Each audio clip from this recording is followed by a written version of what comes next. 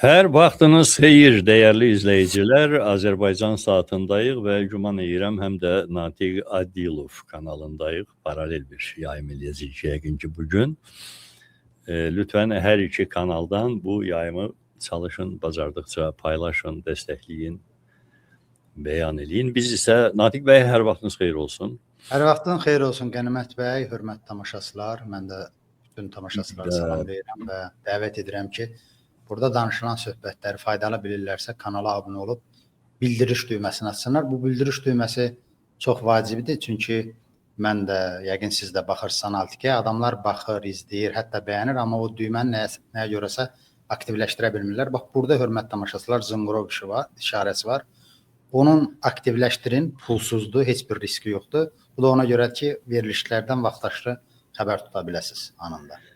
Ölkədə xəbər tutmalı da çox şeylər var. Mən Natiq bəy bir məsələ haqqında öyrəndim. Bu son zamanlar bu bəylər qalmaqalı falan məsələlərindən.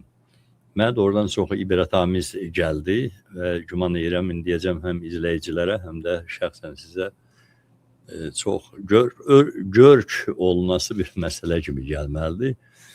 Deməli, bir nəfər mənə deyir ki, Bakıdan zəng eləyib, məlumatlı adamdır, uzun illər bu şəhər təsərrüfatında, həm torpaqçılıqda, ərazi bölgülərində kadastr falan, bu işlərdə fırana işləmiş adamdır. Deyir ki, o ərazi ki var, o Ruslan Əyyubovun məscid bitirdiyi bağ, ilkə, 15 hektardır, neçə hektardır, 5, yoxsa 7 hektardır, nə qədərsə.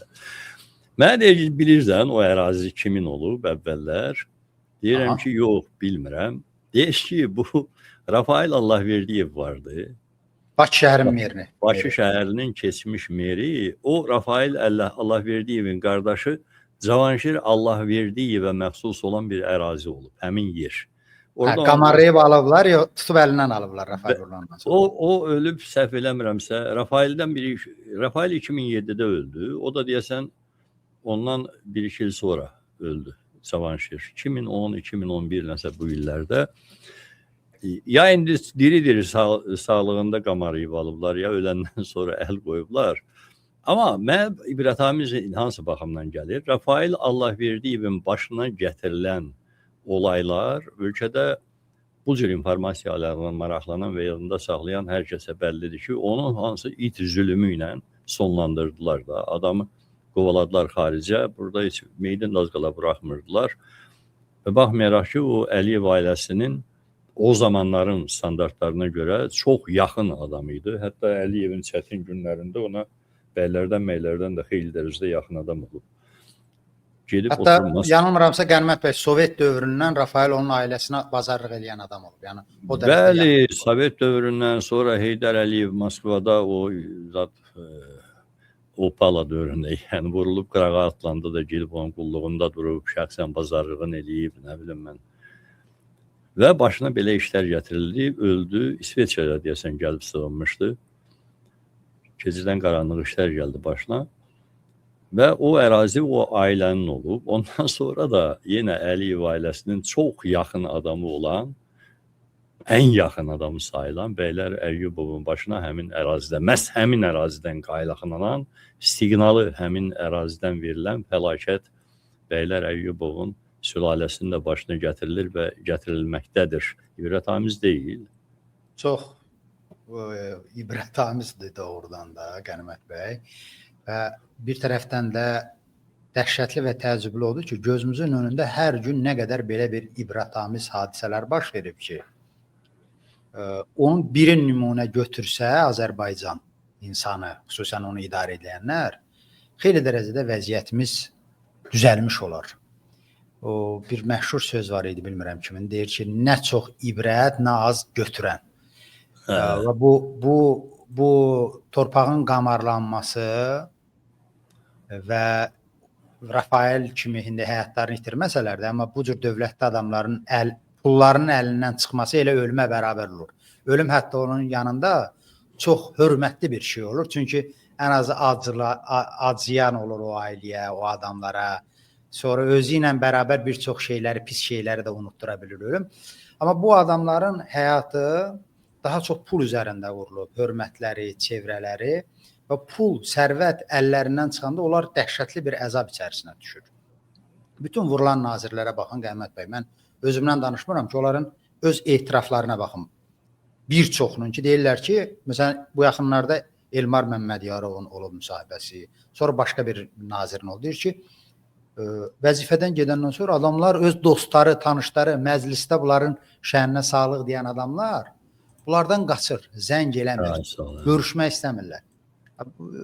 Bu canavar rejimin, zülm rejiminin bariz tipik xarakteristikadır. Yəni, burada sənin kürsün yoxdursa, deməli, sən nəsə bir rəhbərin gözündə nəsə bir qəbahətə yol veribsən. Sənin böyük bağışlanmaz səhvin var. Ona görə o ətrafdakı özü kimi adamlar onları bir cüzamlı xəstə kimi rədd eləyirlər. Təsadüfi deyil, Qənimat bəy. Sovet dövrünün idi. Yəqin ki, təkcə Sovet dövrünü ona görə nümunə çəkirəm ki, tamaşaçılar bilir. Orada bürokratiyanın qızıl qanunlarından biri bu idi ki, rəhbər kürsüdə ölməlidir. Söhbət təkcə birinci şəxsdən getmir. Məsələn, kənd sovetləri olsun, başqa raykomlar olsun, partkomlar olsun. Onlar, məsələn, stullarından tabuta dəyişməlidirlər. Bu təkcə onların, belə deyək, kürsü eşqinə görə deyil idi. Bu, həm də o statuslarının qorunmasına görə idi ki, onlar bilirdilər ki, vəzifədən düşəndən sonra bir çöpək olub onlara salam verməyəcək, düşmənlərə arasında. Bax, indi bu bəylərgilin qamarlanması da o baxımdan dramatikdir. Onları nə qədər yolsalar da əllərində müəyyən qədər pul, para qalacaq. Ən azı bizim kasıb cəmaatdan onların vəziyyəti 100 dəfə yaxşı olacaq. Amma onlar statuslarını itirirlər. Öz çevrələrində toya çağırmırlar, yasa çağırmırlar, gözdən düşmüş olur. İndi görək bu... Mötəbərli əmsalı ölür də adamların. Yeganə bəli, təsdiq. Bu, Qənimat bəy, mən xüsusi olaraq heç bir naziri, deputatı filanın şəxsiyyətini aşağılamaq istəmirəm.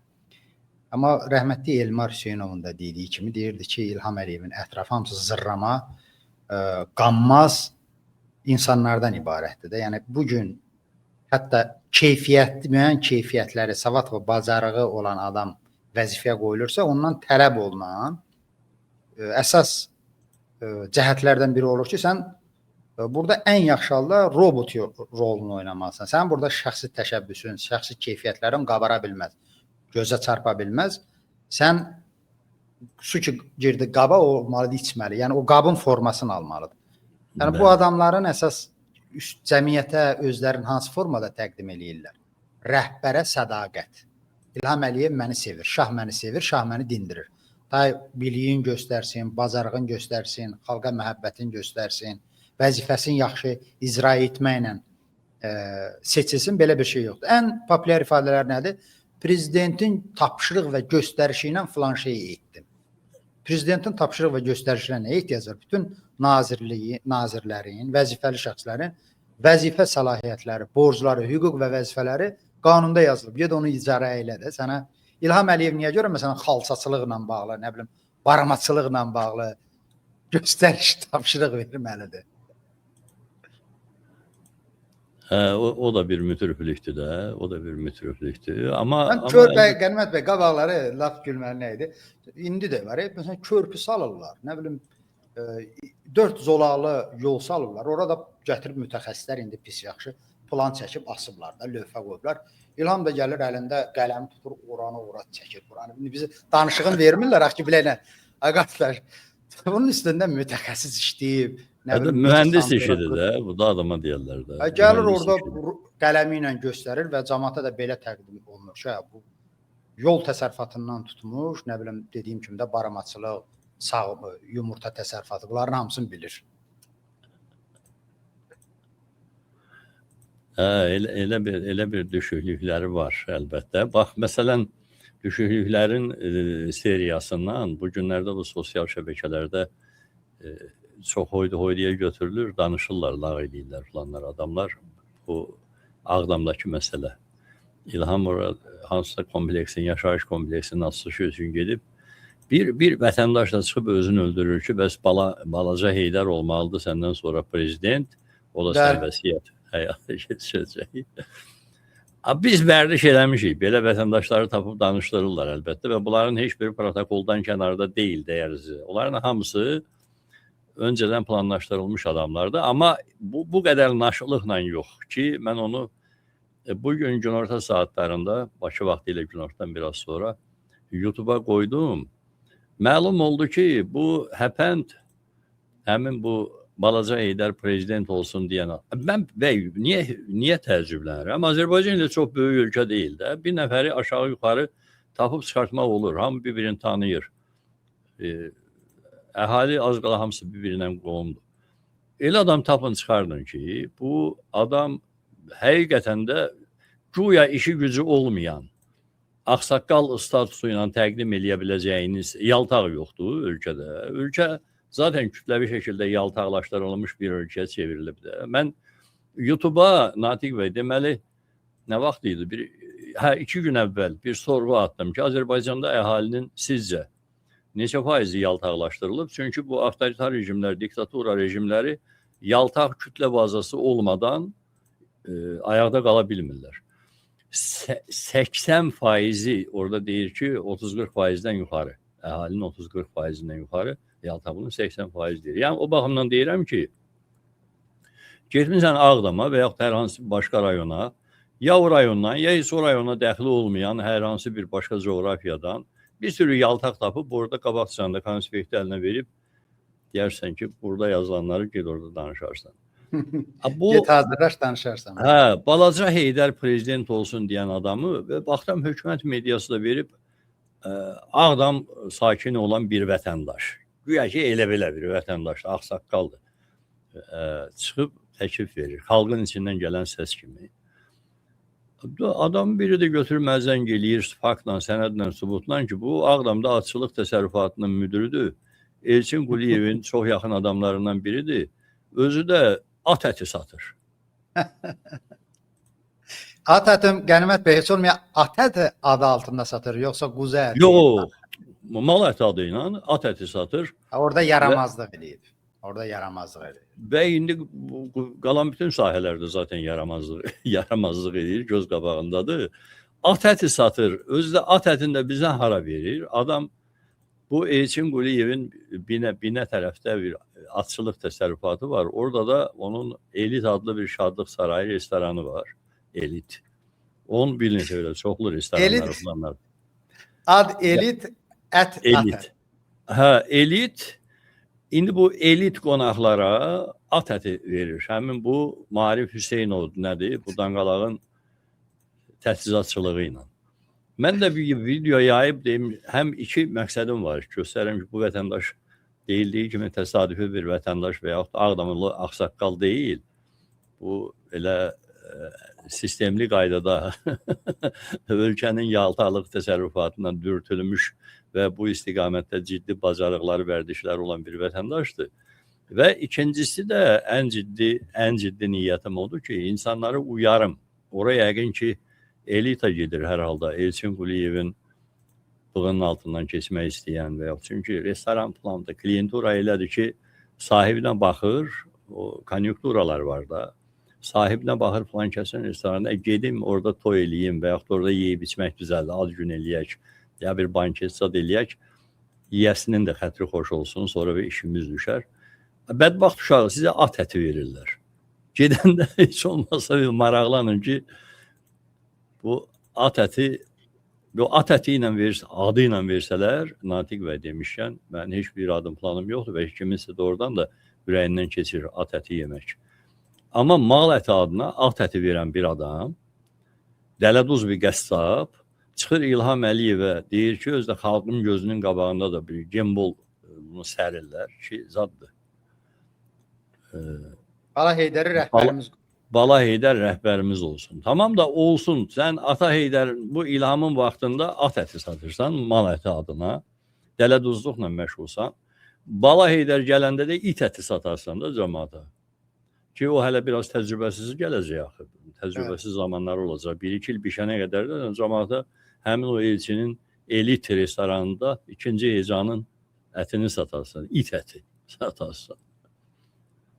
Belə bir gülməli bir olayla rastlaşdım bugün və izləyicilərlə də bölüşdüm. Dəyərli izləyicilər, girib baxa bilərsiniz lütfən. Qənimət bəy, icazə verirsiniz bu yaltaqlıq məsələsinə mən də bir kəlmə deyim. Çünki biz tarixi gündən keçdik. Yəni 24 dekabr xüsusən bu Yaltağın zirvəyə nümayişinin zirvəyə qalxdığı bir gündür. İlham Əliyevin doğum günü münasibəti ilə. Yəni adamlar baxıram ki, WhatsApp statusunda, Facebook statusunda, storiesində bunu paylaşır. Storydə bu deməkdir ki, bunu ancaq dost siyasətində olanlar görür də, ictimaiyyət üçün deyil. İndi kim kimi təbrik eləyir Qənimət bəy öz işidir. Yəni ola bilər ki, həqiqətən də İlham Əliyevi təbrik eləmək istəyən adamlar var. Birincisi, kimə nümayiş olunur bu? Kimə nümayiş olunur? O yerində bunların var effektinə hesablanır da. Yəni İlham bunlar doğrudan da bu zavallı bədbəxt yaltaqlar düşünür ki, İlham Əliyev oturub bunların tərifinə möhtac qalıb. Ki filan kəs görün məni necə təbrik eləyəcək. Və orada ironik, dəhşətli məsələ mənə nə gəlir? Prezidentimizə, İlham Əliyevə can sağlığı arzulayıram. Hacı Bala deyirdi, İlham Əliyevimiz də. Min yaşasın. Mən də dedim ki, yəni qətiyyən bu İlham Əliyevə antipatiyamla bağlı olan məsələ deyil bu. O İlhamın yerinə X-i də qoya bilərsiniz. Dedim, görəsən bu ona 1000 il ömür, nə bilim 100 il ömür arzulayanlar, yaşasan, xoşbəxtlik arzulayanlar özlərinə nə arzulayırlar? Özləri ümumiyyətlə yaşaya bilirmi? Mövcud müasir standartlara uyğun şəkildə demirəm. Primitiv formada bir 21-ci əsr insanına layiq həyatı bunlar sürə bilirlərmi? Hələ mənəvi tərəfində demirəm, material, sırf material tərəfində. Niyə görə bu mövzuya qadıram? Bax, o Dələduz at saxlayan, nə bilim, nalbənd ki dediniz, o İlham Əliyevi hələ az tərif edir. Mehdər bəy, Mehdər. Mehdər sadəcə onun generalıdır. Bu da indi Mehdərin olsun. Yox, o baş Mehdərdir, bu da elə belə Mehdərdir. Bəli. Yəni, bax, bu cür Mehdərlər öz dərisi 5 qəpiyə dəymədiyi halda, amma bu rejimin sayəsində milyonlar əli çatan, 100 minlik gündəlik qayğıları olan, buna imkan qazanmış adamlar İlham Əliyev yox, onun itini də tərifləməlidirlər hər gün. Çünki normal ölkədə, qanunların işlədiyi ölkədə, normal münasibətlərin olduğu şəraitdə onlar o həyatı maddi mənada yuxularında da görməzlər. Amma indi bu sistem onları gətirib, Qənimət bəy, çox zəngin bir həyata çatdırıb. Ki onun da dayanıqlığı yoxdur, ona da toxunarıq. Amma İndi nəzərə alsaq ki, bu adamların həyatda yeganə meyarları puldur, maddiyyatdır, bu rejim verib onlara. Dərləri 5 qəpiyə dəyməsə də, bu gözəl həyatı maddi mənada onlara verib. Ona görə onlar nəinki İlham Əliyevə, İlham Əliyevin itinə, toxunduğu pişiyə, ayaqqabısına, corabına hər gün tərifləməlidir. Onlar hələ az tərifləyir. O bir adamlar ki var, bədbəxtlər, məndən 5 bədər, acından gün orta durur. Bax, o adamların bu rejim haqqında tərifli sözlər deməsi dəhşətli bir şeydir. Biraz qəbahətli gəlir adama. İnsan faciəsindən xəbər verir. Yəni, bunun adını heç kim mənə sevgi qoya bilməz. Yəni, təbii sevginin rasional əsası yoxdur. Adam sevəndə baş xarab ola bilir. Amma sən bir həyatına dönüb baxmalısan ki, mən necə yaşayıram və bu həyat niyə görə bu qədər bərbaddır? Bu 30 illik, yarım əsrlik sülalə səni bu günə qoyub. Azərbaycan insanı işsizlikdən, borc zübatından, kredit, nə bilim, müxtəlif ədalətsiz yanaşmalar içərindən həyatları çürüyür, yaşaya bilmirlər. Yəni, bu mübaliğə deyil, statistika var. Həm özümüzün bu yalancı hökumətin statistikasına baxanda, həm MDB ölkələrin, həm də məsələn möhtəbər statistikalara baxın, həyat şəraiti ilə bağlı, orta ölüm səviyyəsi ilə bağlı, ana, uşaq ölümləri ilə bağlı. Azərbaycan həddən artıq aşağı səviyyədə gedir. Qafqazda da, başqa qonşu ölkələrlə də müqayisədə bizdə xəstəliklər də, ölümlər də gəncləşib. Heç gənclər özü yaşaya bilmir də. Bir baxın, bizim gənclərin sifəti 20-25 yaş var, elə bilirsən ki, dünyanın yükü çiyinlərinə çöküb. Yəni, bu şəraiti bu rejim yaradı. Ayrı-ayrı adamların bizə məsələn belə təqdim edirlər də, bəxti gətirmədi, nə bilim, kimsə dua eləyib. Belə kiçik şeylərlə Qənimət bəy adamları həqiqətən ofsunlaya bilirlər. Bax, dəhşətli məsələlərdən biri odur ki, Azərbaycan hakimiyyəti Azərbaycan xalqını qaytarıb o mifologiya dövrünə, miflərlə, əsatirlərlə cəmaət düşünməyə başlayıb. Bu Yunan fəlsəfəsində deyirlər ki, xalqların mifos dövrü var, mif dövrü var, sonra logos dövrü gəlir. Yəni sadə şəkildə deyiməz tamaşaçılar. Məsələn, qabaq ildırım çaxırdı, deyirdilər ki, qədim, antik dövrlərdə. Bütün xalqlarda olub, Yunanlardan ona görə nümunə verirəm ki, çoxumuz o əsatirləri bilir. İldırım çaxdı, deyirlər, niyə çaxdı? Deyir, heç nə. Zevs hirslənib o yumruğun üstünün üstünə vurur. Yəni belə izahla getdi. Sonra logos gəldi, elm gəldi. Dedilər ki, bu ildırım buludların boşalmasıdır. Başqa səbəbidir. Vəssalam, bunun səbəbi göstərildi. Yəni bu bir progress idi. Xalqlar bu yolla o mifdən, nağıldan, əsarətdən bir pillə yuxarı gedib beyinləri ilə məsələləri çözməyə çalışdı. İndi bu rejim bizi geriyə aparır. Təzədən o mif əsatirlər dövrünə. Və bunun da pik nümunəsi tamaşaçılar mənə şahid ola bilərlər. Baxın, nə qədər adam Azərbaycanda öz pis həyatını təsdiq eləyir ki, Allah kəssin, bu yaşayış deyil. Deyirsən, qardaş, səbəbi nədir? Deyir, heç nə. O qonşumuzda filankəs arvad mənə cadu eləyib. Ay, qardaş, sənin niyə bəy işin düz gəlir? Heç nə, filankəs bəxtimi bağlayıb. Filankəs mənə cadu elətdirib. Yəni, bu, belə baxırıq biz gülməli gəlir. Amma bu həm də sistemin məqsədli şəkildə, xüsusi xidmət orqanları ilə, xüsusi proqramlarla cəmiyyətin içərisinə yaydığı tezislərdir ki, insanlar logosu ağlın işlədib real səbəbkarı görə bilməsin.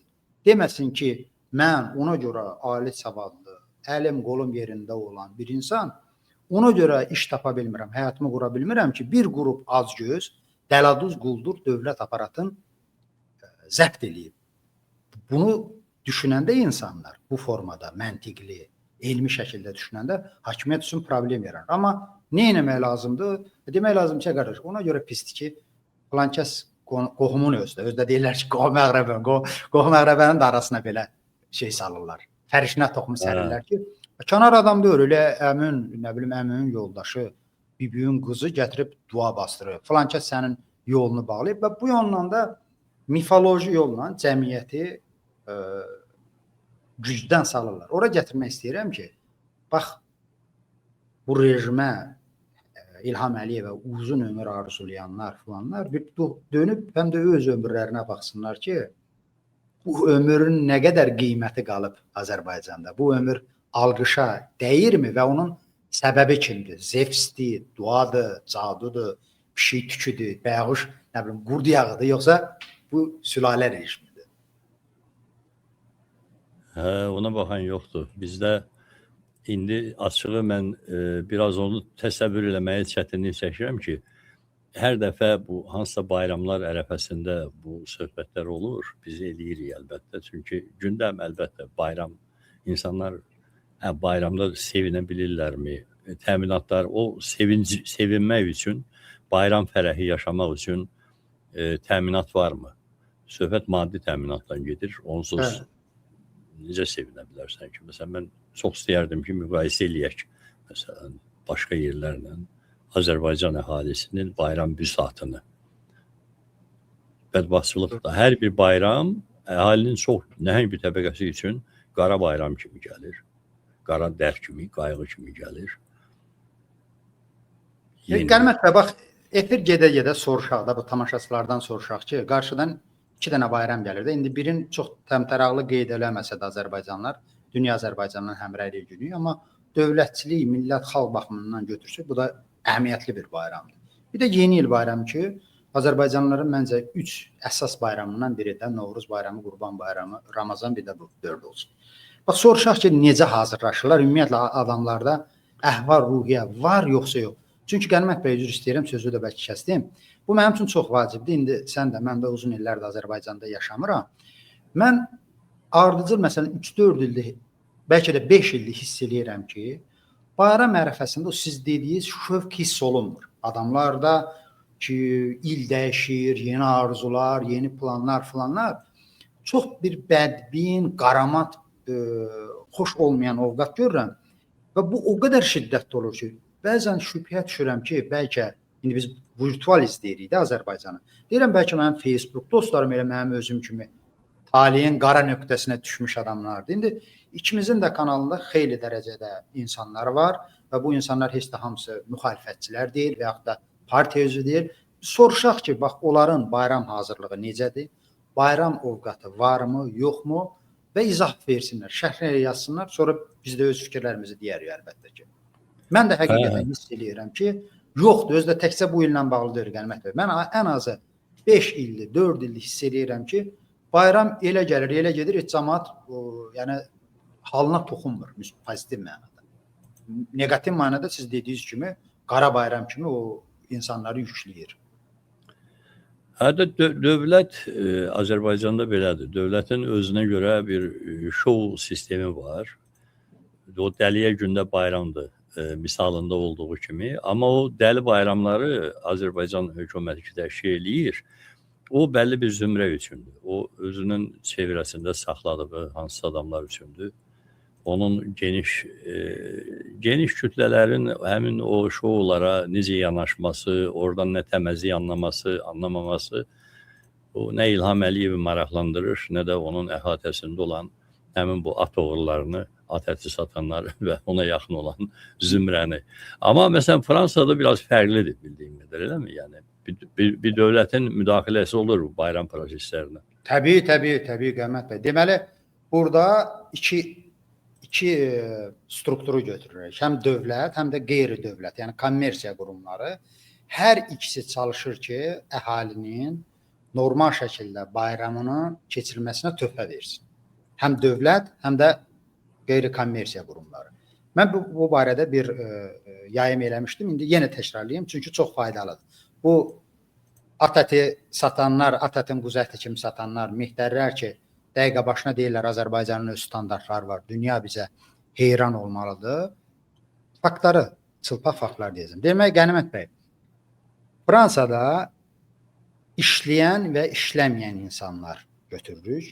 Bir də gəliri az olan. Gəliri az nə deməkdir Fransada? İllik bir adamdan söhbət gedir. İllik maaşı 13.000 eurodan aşağıdırsa sən az gəlirli hesab olunursan. Yəni bu da o deməkdir ki, dövlətin müxtəlif humanitar yardımlarından istifadə etməlisən. Baxaq, mən elə burada tapmağa da çalışım o yardımları. Deməli, hər il bayram ərəfəsində, bu yeni il bayramı deyirlər, bunlar Noel bayramı deyirlər, 24-dür. Ailə Yardım Mərkəzi bunu da xatırladır ki, buna qədər də təkdə bayramdan bayrama kömək eləmir axı dövlət. Bu təbəqə üçün, yəni gəliri aşağı və işləməyən ailələrə hər ay müxtəlif yardımlar olunur. Ailənin saxlanması üçün, elektrik enerjisinin, qazı ödəməsi üçün, sağlamlıq sığortası, uşaqların təhsili zadı, bunlar hamısı dövlətin boynunda olur. Nə qədər ki, xərclər bunlar, Azərbaycanlıların həyatları, ömürləri gedir bu şeylər üçün. İşıq pulun, qaz pulun vermək üçün, uşağı oxutmaq üçün, ola səhiyyə, yəni biz təkcə tutaq ki, qripdən danışmırıq və yaxud da yüngül xəstəliklərdən danışmırıq. Məbləği 100.000, 200.000 euronu aşan xəstəlikləri bu dövlət, Fransa dövləti pulsuz müalicə eləyir. Biz bayram ərəfəsində olduğuna görə, amma indi sırf bayramdan danışırıq. Deməli, Qənimət bəy, Fransada hər il, və bu rəqəm də artır. Rəqəmi tapdım, cədvəli qoy göstərim. Əgər bir cütlük var, yəni ailə, uşaq yoxdur, 229 euro pul verilir dekabrda. Bu bayramı tək bu bayramı qeyd eləmək üçün, bayram süfrəsini açmaq üçün. Bu məbləğdə Qənimət bəy, yəni ev şəraitində yüksək səviyyəli süfrəni, yəni qonaq falan çağırarsan, 4 gün qonaqlığa verərsən bu məbləğlə. Amma restorana da gedərsən, Parisin mərkəzində hansısa bir restoranda 229 eurodan gedir. Əgər ailədə bir uşaq varsa, 275 euro. Əgər 2 uşaq varsa, 320 euro. Əgər 3 uşaq varsa, 381 euro. 4 uşaq varsa, 442 euro pul verilir ailə. Bu tək bir bayram süfrəsini açıb gülər üzlə o günü qeyd eləmək üçündür. İşləyən təbəqə var. Məsələn, maaşı gəliri filanı o minimum həddi keçir. Onun üçün də iş yerləri, belə mənim stolumun üstündə göstərim Qiyamət bəy. Bax belə bayram çeki deyən bir çek verirlər. Burada sənin maaşından asılıdır. Yəni maaşının miqdarına uyğun bunu verirlər.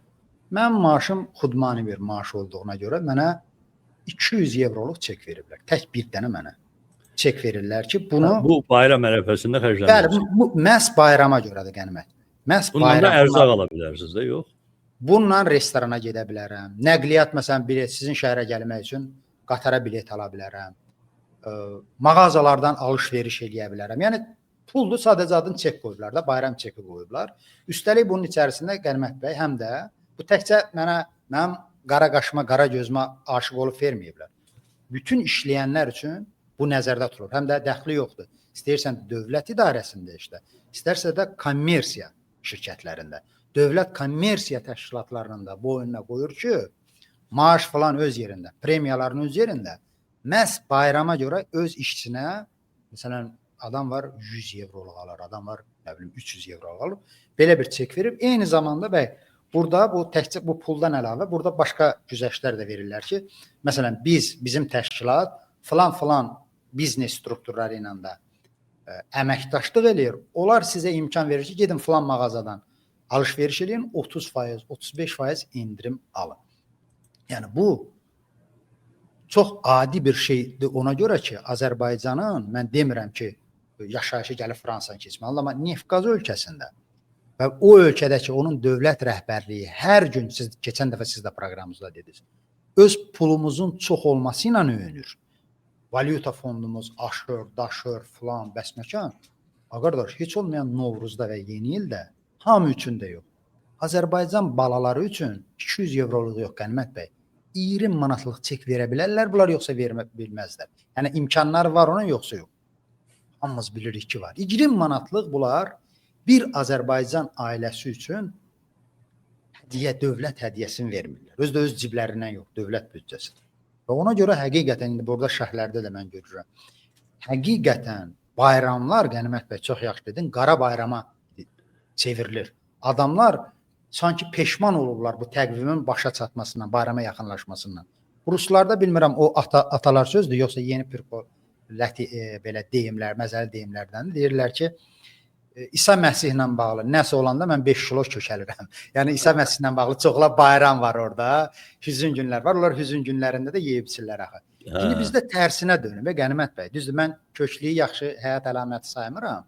Amma indi bu zarafatdır da. Bu ona göstərir ki, İsa Məsihlə bağlı hər dəfə bayramlar gələndə mən 5 kilo kökəlirəm. Yəni yemək, içmək, əyləncə ki.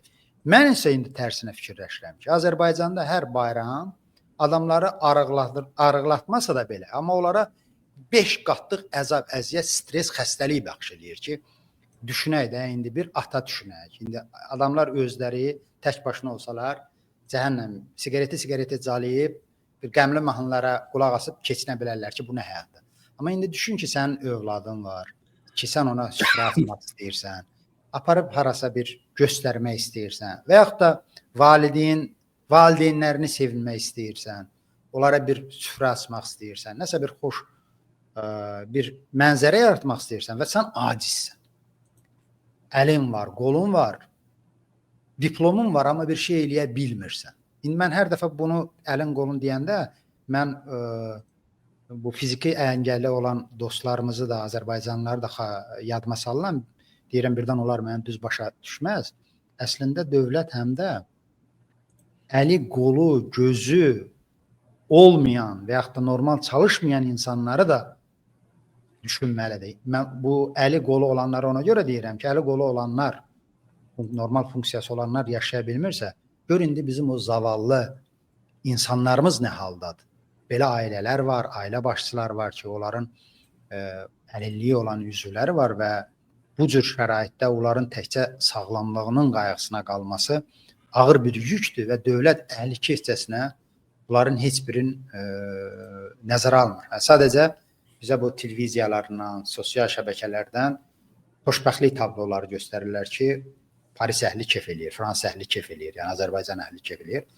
Amma Azərbaycanın reallığı bizim gördüyümüz çox çətin vəziyyətdir ki, adamların artıq qarşıdan gələn bayramı təbrik eləyirəm demək onlar tərəfindən qəzəblə qarşılanır ki, sən məni ələ salırsan. Yəni hansı bayramla danışırıq? Nə bayramla, hansı günümüzə? Var elə problem. Xüsusilə açıq mən fikirləşirəm bu cür hallarda yeni nəslin, gənc nəslin dərdləri, problemləri ki, onlar əslində olmamalıdır. Cavan, güya indi Azərbaycanda hələ gənclərlə bağlı hansısa proqramlar, planlar havaya buraxılmaq üçün, elə belə quş qoymaq üçün elan olunur zaman-zaman. Başlayırlar yalandan falandan, riyakarlıqla güya hökumətin hansısa gənclər siyasətinin olması haqqında danışırlar, basıb bağlayırlar, amma iş yox, güc yox, təhsilin heç bir perspektivi yox, təhsilin özü yox. Belə çox qəribə bir şey, dəhşətli bir şeydir. Mən hələ məsələn səhiyyəni falan da qata bilərsən ki, o adam xəstələndi, öldü deməkdir. Polisə yolu düşdü, ya işgəncə deməkdir, ya ilə həbsə getdi deməkdir. Alternativləri çox zəifdir və yaxud da yoxdur. Ya da dərsi soyulacaq qədər polisə düşdünsə və yaxud xəstəxanaya düşdünsə, pulun gedəcək də, hər şeyin əldən çıxacaq. Heç nə deyə bilməzsən. İndi bilmirəm, bəlkə mən maraqlanıb baxırım bir yana çıxarda bilmirəm, açıq, amma bəlkə sizdə hansısa məlumatlar olar ki, Azərbaycan gəncləri ilə bağlı ümumiyyətlə varmı? Yəni bir dəbərişmə falan. Söhbət fakt hissəsindən gedir, rəsmi hissəsindən, yoxsa elə yalan-palan olduğunu biz də bilirik hansı. Doğru. Qənimət bəy, hər bir cəmiyyətdəki kimi Azərbaycanda da gənclik cəmiyyətin o mütəhərrik hissəsi olmalıdır, aparıcı, enerji ilə dolu. Çox təəssüf ki, Azərbaycanda əhrimiş rejim deyim, orada cavan da ola bilər, qoca da ola bilər, söhbət onların mənən qocalığından, çürümüşlüyündən gedir. Bir rejim, mən mübaliğəsiz deyirəm ki, Azərbaycan gəncliyinin qəsdinə oturur. Azərbaycan gəncliyi sözün əsl mənasında tüfeyli həyata, kriminala, bədbəxtliyə məhkum edilib. Məqsədyönlü siyasət nəticəsində. Siz xatırlatdınız Qənimət bəy, bəli, quş qoymaq xatirinə bir neçə proqram elan eləyiblər. Bax, yeri gəlmişkən, mən buradan dəvət eləyirəm, bizi izləyib, bizə inanmayan, bizim tənqidlərimizi əsassız sayan tamaşaçılara, Azərbaycanlılara. Onların dilində bir dənə son illər şüar bitib ki, o nəyi, nə vaxt edəcəyini bilir. İlham Əliyev barəsində deyil. Düzdürmü Qənimət bəy? Bəli. Bu gəlişi gözəl sözdür. Toyda sağlıq üçün demək olar, nə bilim, miting çıxışlarında demək olar. Amma gəlin reallığa baxaq. O nəyi, nə vaxt edəcəyin dəqiq bilir. Dəqiq nəyi, nə vaxt edəcəyi ilə bağlı dövlət proqramı var Qənimət bəy. Məsələn, danışıram, Azərbaycan gənclərinin 2015-2025-ci il arasında 10 ildə inkişaf strategiyası haqqında dövlət proqramı qəbul olundu. Təqvimlər göstərib. Yəni İlham Əliyev imza atıb ki, nəyi, nə vaxt, necə edəcək. Mənə inanmadan götürün o sənədi oxuyun. Görün, nəyi, nə vaxt edə biləcəyin bilən adam o proqramda göstərilənlərin nəyin edib, nəyin etməyib. Mən sadalayım Qənimət bəy. Şəkgahlar da girib özləri oxuya bilər. Xüsusən istərdim ki, gənclər izləsinlər bu məsələləri. Çox təəssüf ki, Qənimət bəy, düzdür, bizi nə sənin, nə mənim artıq o gücümüz yoxdur ki, bu vəhşicəsinə ki, təbliğat gedir, bayağı həyata sövq eləmək. Gənclər çox təəssüf ki, belə ciddi söhbətlərdən çox uzaqlaşdırılıblar. O mənasız şoular mı deyim, gic-gic oyunlar mı deyim, onların həm ömürlərin, həm vaxtların israf eləyir və gənclər siyasətdən çox dəhşətli şəkildə uzaq qalaraq həm də öz əleyhlərinə yönələn qəsdin altına imza atırlar. Deməli, Qənimət bəy, o proqramda göstərilib nə? Gənclərin yeni kadrların hazırlanması və irəli çəkilməsi. Yeni təhsil sahəsində. 10 ildə biz Azərbaycan təhsil keyfiyyətinin artırılmasından nə dərəcədə danışa bilərik? 100-lik bu yaxınlarda bilirsiniz nə olmuşdu Qənimət bəy? Dünya universitetlərinin reyting siyasi var. Azərbaycan universitetləri fəxrlə 998-ci yerə düşdüyün paylaşmışdılar. Zarafat deyil ha. 997-ci yerə hansısa universitetimiz düşmüşdü. Və onu universitetlər özləri fəxrlə paylaşmışdılar ki, biz 990... Yəqin Bakı Dövlət Universiteti olayı da Xəzər. Nə bilim vallah Qənimət bəy, yəni heç əhəmiyyəti yoxdur. Yəni Azərbaycanda yəni təhsilin səviyyəsi nə yerdə? Bir təhsildə ki, rüşvət var, bir təhsildə ki, müəllimlərin şəxsiyyəti alçaldılıb, onları ən çirkin yaltaqlığa filana məhkum eləyiblər və müəllimlərin pedaqoji kollektivinin özlərinin inkişafı üçün resursları yoxdur, çağdaş elmi prosesləri izləmək üçün imkanları yoxdur. Nə təhsil verə bilərlər Azərbaycanda? Çox az formada olsa da, təhsildən kimsə bacaranda da bugün yüksək təhsil alınmış, dil biliyor olan Azərbaycanlı diplomu alan kimi səhərsi gün yox, diplomuna qədər onun qarşısında həyati məqsəd bu olur ki, bu ölkədən necə çıxım aradan? Ay, sağ olun. Buradan necə qaçın? İkinci, savadlı kadrların hazırlanması və yerbəyər olması.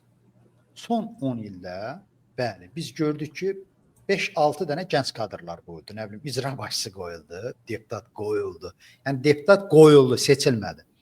Və bu gənclərdə, Qənimət bəy, köhnə o yaltaq, partokrat məmurlar var idi, rüşvətxor. Onların atalarını həqiqətən rəhmət oxutdurdular. Öz sünilikləri ilə, öz bəstlikləri ilə, xalqdan uzaq düşməkləri ilə, xalqa ümumiyyətlə dəxli olmayan bir süni, onlara mən baxanda, bax, istər o prezident aparatında oturanlar olsun, istər nazirlər kabinetində, yəni adam həqiqətən dərk eləməyə çətinlik çəkir ki, bu gələn süni nə deyirdi ona? Süni intellektin məhsuludur, yoxsa bunların doğrudan da ürəkləri var, qəlbləri var, məsələn, hissiyatları var. Sahil Babayevi götür, nə bilim, başqasını götür, o Samir Piriyev olsun, digərləri olsun. Yəni, bu insanların duyğuları... Samir Piriyev kimdir? Nuriyev olar.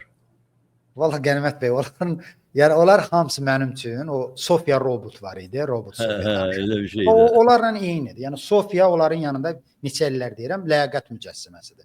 Yəni, onların adı artıq mənasızdır, yəni heç nə demir. Qabaqçılar da bir işə yaramır da, amma məsələn... En az Sofya yalan danışmır da. Ya bilir, ya da ki bilmir. Ya bilir deyir, ya da ki bilmir. Həm də Qənimət bəy, o Heydərizm dövrünün kadrları bütün negativ, bütün vəhbi xüsusiyyətləri ilə yanaşı identifik idilər, özünə məxsus idilər. Məsələn, Tağı obraz var idi. Tağı nə idi onun? Metro Tağı. Allah ona lənət eləsin. Amin.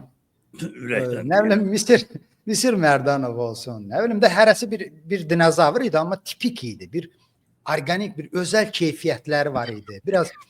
Amma bunlar hamısını elə bilirsən inkubatordan o Sofiya bacı bunlara knopka ilə yaradıb, qalıstuk falan da geyindirib əlinə olublar bunlar. Bu şəkil. Yəni, bu 5 il, 10 ildə təbii şəkildə gənclərin irəli çəkilməsi ilə bağlı heç nə olmadı. Hətta o yalancı səlahiyyətləri olan bələdiyyə seçkilərinə belə, yəni heç bir səlahiyyət yoxdur, heç bir funksionallığı yoxdur. Ora gənclərin seçilməsinə imkan vermədi. Qabaqlarını aldılar öz iradəsi ilə ona. Sonra gənclərin işlə təminatı ilə bağlı. Son 10 ildəki qədər Qənimət bəy, Azərbaycanı gənclər bilmirəm nə vaxt təyin. Bəlkə də o Monqol tatarların hücumu zamanı bəlkə də bu qədər qaça biliblər ölkədən Azərbaycan gənclər. Son 10 ildəki qədər işlər diplomlu, istərsə də xüsusən diplomsuz, istərsə də diplomlu kadrlar ki, onların hazırlanması üçün illər lazım olub, Azərbaycandan baş götürüb qaçıblar. Sonra nə var orada Qənimət bəy? Ev, mənzil təminatı ilə bağlı. Bir dənə proqram həyata keçiriblər, nə bilim 10 dənə ev tikirlər, 100.000 adam ora namizəd olur. Mən mübaliğə edirəm çünki rəqəmləri dəqiq bilmirəm. Bir dənə proqramlar var, orada ki, onlayn qatma olacaq, aşağı ipoteka ilə ev almaq üçün. 4-5 dəfə eləyiblər, 4-5-ində də orada fırıldaq olur. Yəni sistem çökür ümumiyyətlə. Ümumiyyətlə. Hə, yəni o qədər həyasızcasına baş verir ki, o söhbət. Mida da nə qoyublar, nəsə adını qoyublar. Mida, onun oğlu da Sibiriz üçün maklerlik edir, sahibkarları dadır. Hə, yəni Orası Kim oldu. mənə deyə bilər ki, mən çox istərdim ki, desinlər, mən Azərbaycanlılarımızın, Azərbaycanın kaş ki çoxlu yaxşı xəbəri olsun, məni hər gün mat eləsin, pas eləsin və yaxud da başqa. Tək 10 ildə amma kim deyə bilər ki, bax izləyicilərdən, tamaşaçılardan yazsınlar ki, bax 10 ilə nisbətən Azərbaycanda, Bakıda, əyalətlərdə ev sahibi olmaq, mənzil almaq və yaxud da tikmək 3 vahid asanlaşıb. Yəni 10 il bundan əvvəl çox çətin idi, amma indi də çətindir, amma 3% asanlaşıb. Əksi gedib. Sonra nə var o gənclər proqramında Qənimət bəy?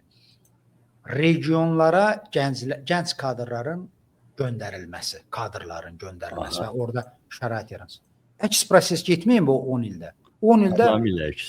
məsələn 2-3 dənə qoyun keçisi olan da onu satır Bakıya gəlir ki, çox üzr istəyirəm bu ifadəmə görə, amma reallıqdır da. Heç olmaya Bakıda nökər işləməyə, qul kimi işləməyə imkan var. Azərbaycanın gəncliyi həqiqətən onların iş standartlarına baxanda qul əməyidir, o iş deyil. Sığorta yox, qarantiya yox, əmək hüququ yox, alçaldıcı mühit, alçaldıcı iş şəraiti, heç bir normativ falan da yoxdur. Yəni bütün bunları sonsuza qədər saya bilərəm, amma baş ağrısı vermək istəmirəm. Kim ki o şüarla fövqə gəlir, vəcdə gəlir, o şüarın həqiqiliyinə inanır ki, o nəyi, nə var etmək bilir, götürsün dövlət proqramlarını oxusun. İstər bu proqramı gəncliyin inkişaf proqramını, istərsə də o müxtəlif proqramlar icra edirlər də Qənimət bəy. Regionların sosial iqtisadi inkişaf proqramı, nə bilim, səhiyyənin proqramı falan. O proqramlarda hörmət tamaşaçılar İlham Əliyev o təbrik kimi, toz kimi deməyib. İmza atıb və tarix qoyub. Falan vaxtı falan işi görəcək. Falan vaxtı falan işi görəcək. Oxuyun görün o falan işi falan vaxtı necə görüb və yaxud da görə bilinmi? Və bir daha ora gəlmək istəyirəm ki, Qənimət bəy, həqiqətən, yəni bizim üçün Azərbaycanın gənci də, qocası da, ahlı da dəyərlidir, vacibdir vətəndaşımızdır, amma gəncliyin bu ağır vəziyyəti, bu bataqlığa sürüklənməsi, həm də bizim gələcəyimizi bizi müjdələyir ki, bax bu gənclər bizim gələcəyimiz olacaq. Yəni, istər bu narkomaniyanı götür, nə bilim, müxtəlif zərərli vərdişlər filanlar, bunlar öz yerində bu. Amma bu işsizlik, çarəsizlik bu gəncliyi əməlli başlı məhv edir. Kriminal şərait, mən keçən verilişlərin birində dedim ki, bax indi Qənimət bəy, bilmirəm siz efirdən deyibsiz deməmişsiniz, mənə hər gün yazırlar, çünki bu barədə bir dəfə danışmışam. Azərbaycan polisi yeni bir metod tapıb, düşüblər sosial şəbəkədə, kim hətta 5 il, 6 il, 7 il bundan əvvəl bu vorzakanlarına aid tutaq ki, video paylaşıbsa, nə bilim, status paylaşıbsa, aparırlar polis idarələrinə 1000 manatdan 5000-ə qədər rüşvət alırlar ki, siz kriminal aləmi təbliğ edirsiniz. İndi avam cəmaatın avamlığından istifadə edib bunu cinayət kimi sırıyırlar, qorxudurlar. Adamları da bir tərəfdən qınaya bilmirik də. Yəni bu polisin vəhşiliyi, polisə verilən status, səlahiyyət o həddədir ki, vurub-vurdu öldürə bilərlər, adını da qoyacaqlar ki, polisə məqamı. Bəli, o haqda verilib. Özləri Qənimət bəy, mən bu kriminal aləm, oğru dünyası falan, bunlar məndən uzaq mövzulardır. Başım da çıxmır orada. Amma Azərbaycan gəncliyinin, bu növrəstə cavanların bu mövzulara meyli, axı mənim sənin fəaliyyətin nəticəsində olmayıb. Bu yüngül mövzulardır, cəlbedici mövzulardır və gəncliyin də özünü təsdiq üçün, marağı üçün nə şərait qurulmayıb, nə istiqamətləndirilməyib, təhsil ölü şəkildə, əyləncəsi üçün, özünün inkişafı üçün şərait yoxdur. Bu mövzular girir ortaya, bunlar da başlayır bu dalğaya düşür. Buradan da hökumət nə edir? Artıq bu prosesdən qazanc üçün istifadə edir. Və təkcə bununla bağlı yox. Müxtəlif sosial şəbəkələrdə nə bilim artıq düşüblər, əxlaq polisi rol oynayırlar Qənimət bəy. Məsələn, düzdür, yəqin ki siz də, mən də, bizim ən azı auditoriyamızda bu efirlərdən, canlı efirlərdən tutaq ki, nalayiq ifadələrin, söyüşlərin, söhbət siyasi kontekstdə getmir, yəni adi məişət formasında işlədilməsinə qarşıyıq biz normal. Amma mən buna bir tərəfdən də söz azadlığı kimi baxıram. İndi kimin səhifəsidir? Girib orada ağzına gələn, heyvərəli eləyir, eləyə bilsin. Polisin heç bir halda funksiyası ola bilməz ki, mən natiq açmışam Facebookda və yaxud da TikTokumda gecənin üçündə ağzıma gələni danışıram, heyvərəlik eləyirəm. Bu polis məni çağırıb buna görə cərimə eləyir. Qanuna salıblarsa da belə. Bu cəfəngiyyət bir şeydir. Bu şəkildə kontrolla, bu şəkildə sıxma boğma ilə cəmiyyəti idarə eləmək olmaz. Və onu da belə təqdim eləyirlər ki, Qənimət bəy, məsələn, o biri tərəfinə diqqət cəlmək. Güya Azərbaycan dövləti, Azərbaycan polisi, Azərbaycan əxlaqının milli mentalitet, mənəvi dəyərlərinin keyfiyyətinə, qayğısına qalır. Ona görə düz eləyib cərmələyirlər. Əziz dostlar, hörmətli tamaşaçılar, belə miflərlə özümüzü aldatmayaq. Millətin mənəvi, əxlaqı, dəyərlərinin qayğısına qalan dövlət özü birincisi şərdən, böhtandan, yalandan uzaq olmalıdır. Bugün Qarabağ qazilərini həbsxanaya atırlarsa, Tofiq Yaqublu kimi həqiqət deyən insanı üzünə adam qoyurlarsa, onu söydürürlərsə trollar vasitəsilə, Əli Kərimli olsun, Talib Ağzad olsun ki, heç bir günahı olmayan, bundan böyük mənəvi naqislik yoxdur. Hər hansı bir TikTokerin və yaxud da adi adamın TikTokda söyməsi, ağzına gələn dəyişməsi bu məişət mövzusudur, fərdi problemdir. O heç vaxt cəmiyyətin əxlaqını poza bilməz. Xoşun gəlmir, söndürürsən. Amma bir polis, bir məhkəmə, bir prokuratura dövlətin adından istifadə eləyib insanları şərləyirsə, təhqir elətdirirsə öz trolları vasitəsilə, onun azadlığını əlindən alırsa, bax, budur əsl faciə. Bu məsələ üzərində dövlət əxlaqlı olmalıdır, dövlət etikalı olmalıdır. Və bu da yeni dediyim kimi özləri yaradırlar, o süni problemləri yaradırlar və sonra da onun həlli ilə məşğuldurlar və özlərin əxlaq mücəssəməsi kimi cəmiyyətə təqdim edirlər ki, bax, Azərbaycan polisi olmasa, filan YouTuber, filan TikTokçu abrımızı əldən götürüb aparacaq. Rüşvət, korrupsiya, şərləmə, böhtan, dövlət siyasəti kimi yürüdülür. Bu Azərbaycanın milli mentalitetinə zidd deyil, amma kimsə durub TikTokda söyür.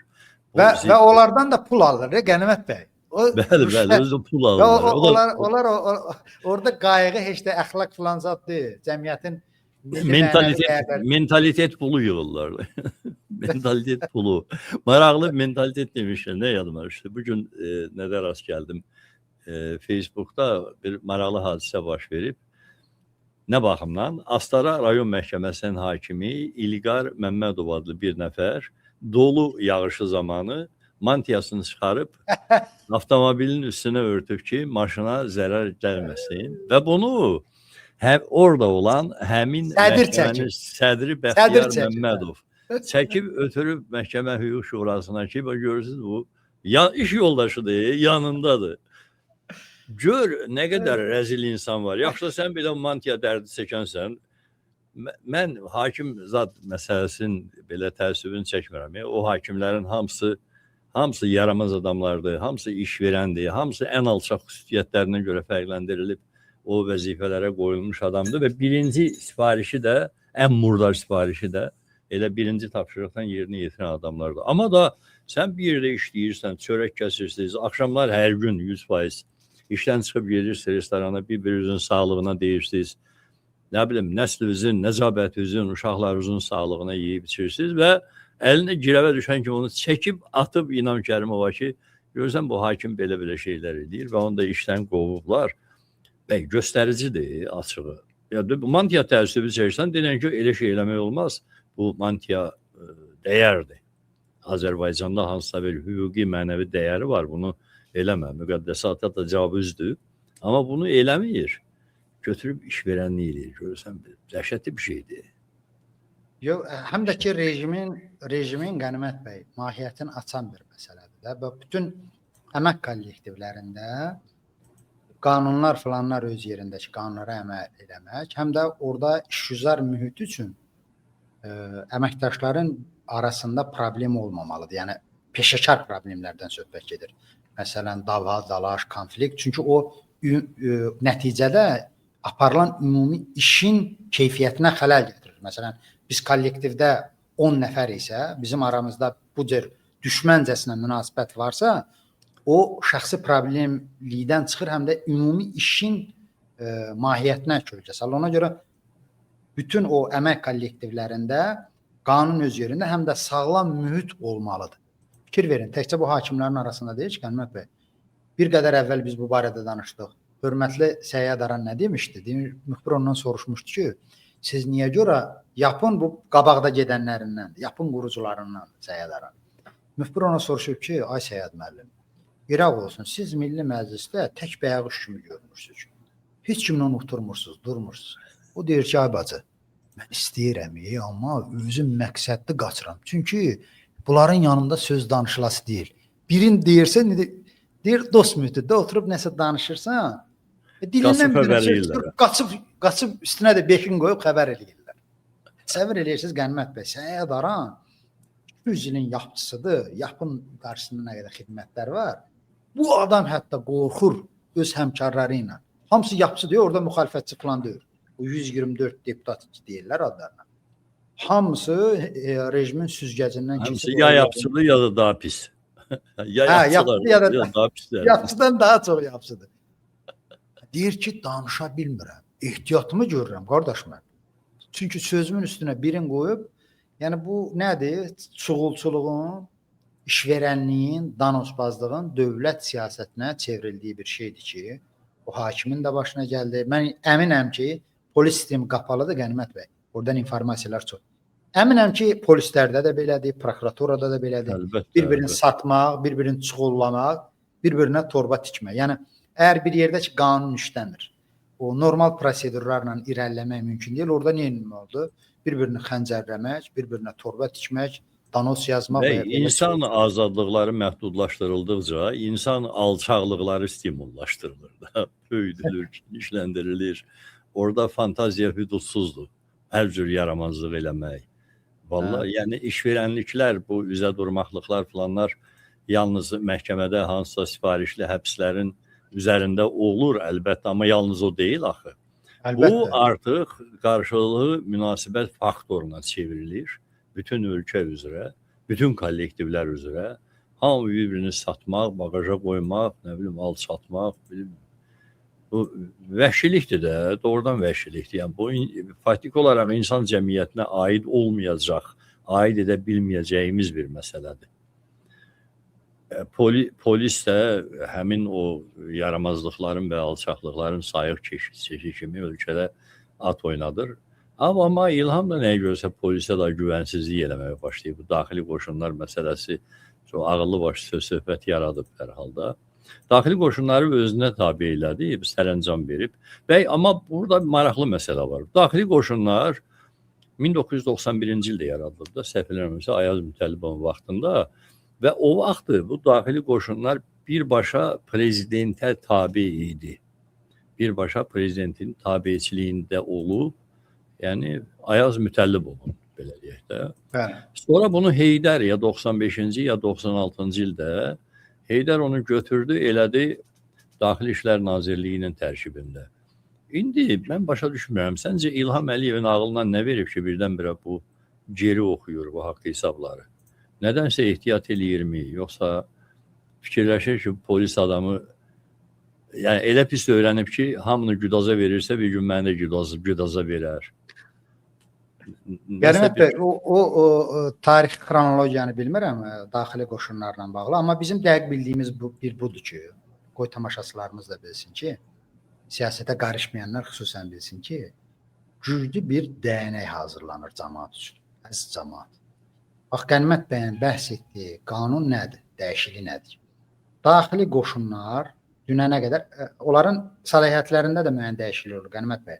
Məsələn, bu vaxta qədər daxili qoşunlar ancaq terrorizmlə, filanla belə mübarizə. İndi Paslaboy kimi də işlədəcək. İndi məsələn, adi polis yoxdur, o postpatrollar kimi. Məsələn, gəlib sizi küçədə yaxalayacaq, deyəcək ki,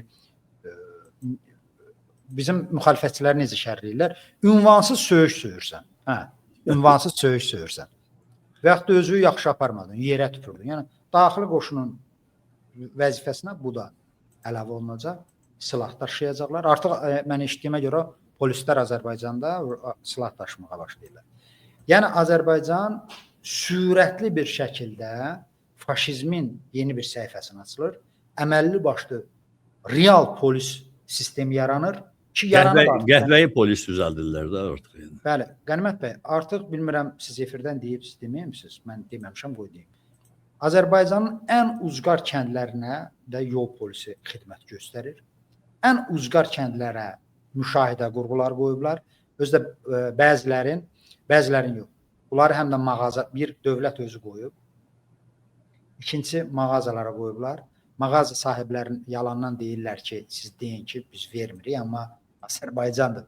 Bütün o mağazalardakı müşahidə kameralarına polisin nəzarəti var.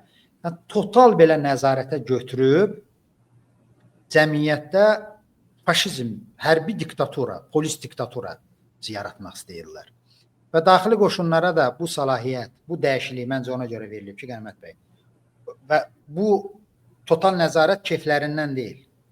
Güclü dövlət, müasir anlamda güclü dövlət nəzərdə tuturam mən. Xozu dövlətlə, əziz tamaşaçılar, güclü dövlət anlayışını ayırmaq lazımdır. 21-ci əsrdə güclü dövlət vətəndaşına şərait yaradan, onun inkişafı üçün, onun səhiyyəsi üçün, təhsili üçün, özünün inkişafı üçün şərait yaradan dövlətdir. Xozu dövləti isə vurub, əzib, alçaldan, tutan.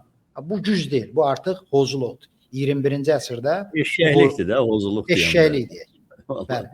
Yəni bunlar Qənimət bəy, güclü dövlət, özünə arxayın dövlət, bu cür total nəzarət polisə ehtiyac durmur. Bunlar bilirlər ki, təkcə bilmək yox, əllərinin altında nə qədər xoz olsa da rəqəmlər var. Neftin hasilatı artır, qiyməti düşür, azalır, ixrac da azalır. Üstəlik də ki, alternativ o diversifikasiya deyirdilər, şaxələndirilmiş iqtisadiyyat məsələsi çöktü.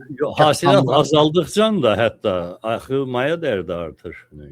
Yəni ondan satışdan gəlir azalır. Bəli, rəsmi rəqəmlərdir. Yəni dövlət artıq özü etiraf eləyir. Yəni burada bir sir məsələ də yoxdur. 2013-cü ildə bizim neftin hasilatı azalır. 13-də biz pikdə olmuşuq. Ən yüksək neft gəlirlər olur. Yəni bizim neftlə bağlı qızıl dövrümüz qalıb, rəsmi olaraq qaldı keçmişdə. Biz ən gözəl günlərimizi yaşamışıq güya, hörmətli tamaşaçılar. Və bu Qənimət bəy, hakimiyyət, İlham Əliyev çox yaxşı bilir ki, bu yığılan sosial gərginlik hər an partlaya bilər və onun qarşısını almaq üçün onun siyasi instrumentləri yoxdur. 700 minlik yapın sırasında 2 də deməyəcəm, bir dənə siyasi xarizması olan, xalqın yanında hörməti olan bir siyasətçi, bir ictimai xadim yoxdur ki, sabahları tutaq ki, nə bilim, Kürdəmirdə, Ağstafada, nə bilim, Gəncədə, elə Bakının özündə xalq etirazı yaransın. Və polisdən əvvəl geçsin orada bir ağsaqqal kimi, ziyalı kimi, siyasətçi kimi sıxsın desin ki, daha bu zat kimi yox da, nədir o, Marif Hüseynov kimi yox. At Marif. At nal çəkən yox, bəli. Yoxdur belə bir adam. Yəni bugün o bir ixtişaş yaransa, və yaxud da vətəndaş etirazı başlasa, bütün dövlətlərdə, bütün hər yerdə birinci necə olur? Bunu danışıqlar yolu ilə, sülh yolu ilə, rəvan şəkildə yola qoymaq. Mən bəlkə də tapa bilmədim, Qənimət bəy tapa bilmədim. Siz fikirləşin, bu şərh yerinə də yazın ki, kimi göndərsələr ki, xalqın qabağına çıx, bu xalq əsəbləşib, onun biraz əsəblərini sakitləşdir, vəd ver ki, yaxşı olacaq. Bir dənə Umud Fəzail Ağamalıyaydı. Xalqın qəzəb... Umud bir dənə Fəzail Ağamalıyaydı, o da ki, pensiya çıx. Yəni ona görə Qənimət bəy, ağıl olmayan yerdə zor işləməlidir. Ona görə bunlar səlahiyyətlərin, yəni gücə daha çox stavka qoyurlar, amma bu da mənasızdır. Bütün avtoritar, tiran, zalim rejimləri sonu elə belə olur. Mütləq gücə, ancaq gücə istinad etmə və də o çöküş. Bütün o nəzarətdə olsalar, sukalarında çoxalsalar, iş verənlərin də çoxalsalar, polisin sayını 10 qata çatdırsalar da, mümkündür o xalqın sürəyən, o coşan etirazının qarşısında 1 milyon 200 minlik Misir diktaturasının polis rejimi dura bilmədi, Qəddafinin polisi dura bilmədi.